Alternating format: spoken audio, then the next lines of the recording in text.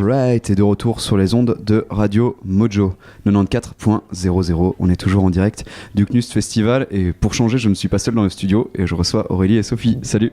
Hello. Bonjour. Alors, c'est un peu habituel, mais dans un premier temps, je vais vous demander peut-être de vous présenter chacune pour les spectateurs, rapidement, peut-être un peu votre parcours et ce que vous faites dans la vie. Moi, je m'appelle Aurélie B. Et dans la vie, je fais plein de choses. Je fais de la peinture, de la sculpture, du dessin, la vidéo. Et voilà, et j'expose autant que je peux. Voilà. Voilà, c'est bien. Et ben moi, je suis Sophie Maroudis.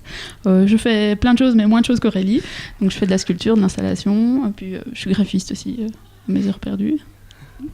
Et voilà. Et on est ici au Knust pour travailler ensemble sur un super projet. Qui s'appelle Anu. Ok, c'est trop bien. Donc du coup, oui, vous vous êtes en effet retrouvés ensemble pour faire ce projet. Comment ça s'est passé, un peu la genèse de ce projet ? Enfin, on va en parler aussi, peut-être l'expliquer, mais comment vous vous êtes retrouvés toutes les deux à travailler sur ce projet ? En fait, on se connaissait déjà depuis quelques années maintenant, parce qu'on a été à l'académie ensemble et on a bien collé, on s'entend bien. Et on s'était dit, ça faisait déjà un petit moment, on voulait faire des choses un peu bizarres, genre des combats dans la boue et tout ça. Et on aime bien détruire aussi. Et quand on est venu... on nous a dit que le bâtiment allait être détruit, donc on s'est dit, c'est l'occasion. Et oui, il y a une chouette résonance entre nous, et on voulait retrouver cette résonance dans le lieu et dans l'essence du lieu. Donc on voulait rentrer au plus profond de l'âme de cet endroit. Et du coup, pour ce faire, vous pouvez peut-être parler rapidement de votre projet, expliquer comment il se passe. Il est assez curieux, ce projet. Bon, ce projet il a été assez multiforme, parce qu'à la base on devait être dans un endroit creuser le béton et il y a eu des petits soucis au niveau du bruit, du voisinage, le voisinage. Voilà, le voisin n'aimait pas trop le perçage de béton. Cowboy. Pour ne pas les citer. Et donc du coup on s'est retrouvé dans la cave. Alors au début on s'est dit waouh, dans la cave. Mais au final c'est assez intéressant parce que ça correspond bien à notre projet qui est de descendre au plus profond et donc une cave c'est très profond, c'est très noir. Et c'est déjà bien en dessous de la surface du sol aussi. Donc c'était déjà... parce qu'à la base ce qui nous intéressait aussi c'était dans le projet Anu c'était d'être dans l'essence du bâtiment, mais aussi on était parti du fait que Bruxelles est construite sur des marécages, donc on voulait aussi retrouver ces marécages. Et donc dans la cave on est au plus proche des marécages par rapport à l'endroit. Ouais, c'est assez impressionnant. Donc peut-être pour un peu expliquer aux gens qui écoutent à la radio votre projet, mais il s'agit de creuser en fait vraiment dans les fondations du bâtiment.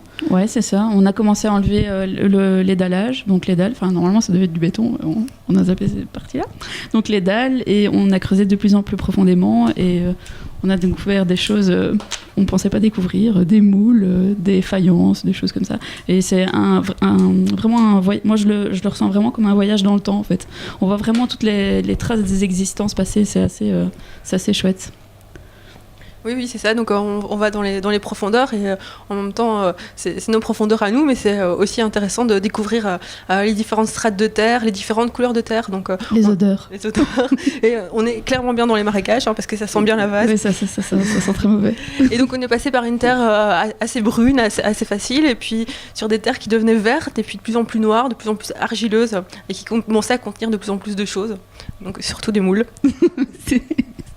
Et des céramiques. Alors d'ailleurs on s'est posé plein de questions, on s'est demandé si c'était pas un ancien four à céramique. Et donc on a commencé à s'intéresser, on s'est rendu compte qu'en fait à Molenbeek c'était beaucoup d'anciennes industries. Donc on se demande pour le moment... Oui, surtout près du canal.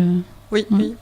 Et donc il y a un passé industriel assez fort ici. Et donc on se demande quel était le passé industriel ici avant l'atelier dépôt, l'atelier design. Et cette couche que vous creusez, c'est assez intéressant parce que vous ramenez en même temps cette matière à l'extérieur du trou dans lequel vous êtes. Et quand vous parliez d'odeur, c'est ça qui est peut-être la première chose qui prend aux tripes quand on arrive dans votre espace. Mais moi, je trouve ça plutôt agréable, justement. Oui. C'est cette odeur de terre hyper puissante, hyper forte. Quelle a été un peu votre volonté dans cette installation De remonter la terre. Oui. Remonter la terre, c'est... Il fallait la mettre quelque part, déjà, de une. Mais question pratique. Oui, mais après, quand on est dans cette recherche de sens et d'existence dans le sol avant un bâtiment, remonter l'existence, ça a beaucoup de sens aussi. Remonter ce qu'on trouve, c'est une façon de vous partager un peu nos découvertes. Ouais, c'est ça, parce qu'en fait, nous, on a vu toutes les strates de terre, les différentes couleurs, mais les gens de l'extérieur, ils voient le trou, ils se rendent pas vraiment compte. Et le fait de le sortir, ça a sorti les odeurs, ça a sorti les couleurs, les moules. Donc, on vous partage notre expérience. Là, c'est ça. Ouais. Et c'est intéressant cette question de la nudité. Enfin, votre projet s'appelle À Nu et vous parlez un peu de cette fragilité-là, tout en allant creuser au plus profond d'un bâtiment pour retrouver un peu l'essence. Est-ce que vous pouvez me parler un peu de cette relation entre ce titre poétique et puis cette action assez crue et physique d'aller creuser?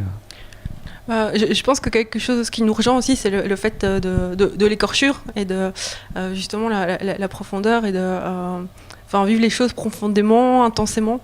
Ouais, avec le corps aussi. Et avec le corps, et on a besoin que nos corps soient tout à fait, à chaque fois, inclus dans la démarche. On a besoin d'être totalement et entièrement connectés à notre travail. Et donc, quelque part, nous aussi, on est un peu nus dans notre façon d'être. Parce que, voilà, on se donne à fond, ouais, avec la pioche. Oui, c'était physique. Oui, on a besoin de ça, on a besoin d'être connecté à la matière, de la sentir, et on a bien senti la boue.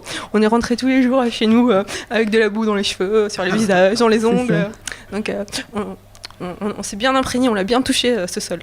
Voilà, exactement. Ouais, vous avez des magnifiques bleus de travail quand vous bossez en bas là. Qui deviennent un petit peu bruns. C'est ça. Donc du coup ce projet, il va être fini et visible quand exactement? Normalement, on devrait, c'est certain même, pour le jour du vernissage, donc jeudi, le projet est finalisé, donc il sera visible normalement comme il doit être. Donc jeudi, à 18h, le jour du vernissage, vous pouvez découvrir notre travail à nu, dans son accomplissement, on l'espère, total, et vous surprendre, on espère aussi. Et ce travail ensemble, est-ce que c'est du coup vous êtes réunis pour la première fois sur ce projet ou ça s'était déjà passé avant? En fait, on a déjà exposé ensemble, mais dans des projets différents. Donc, on s'est déjà retrouvés plusieurs fois dans les mêmes expos, les mêmes concours, les choses comme ça.